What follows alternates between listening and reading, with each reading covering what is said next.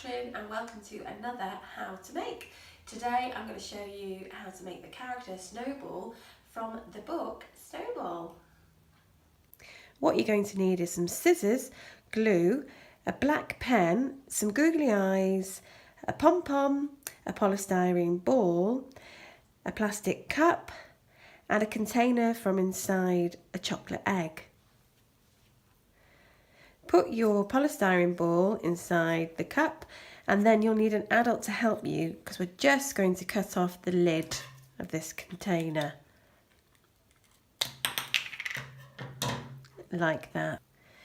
Now this is going to become Snowball's hat, so we need to glue that on.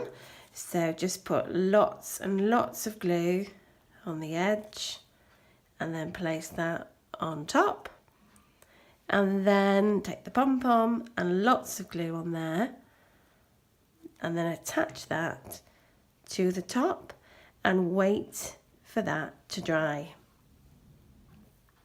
Once that's dry and secure, then you can glue on your eyes, googly eyes, so that's 1 and 2, and then we need to draw on some features, his eyebrows and his mouth. So just 2 lines like that, and then his mouth like this, and then colour that in.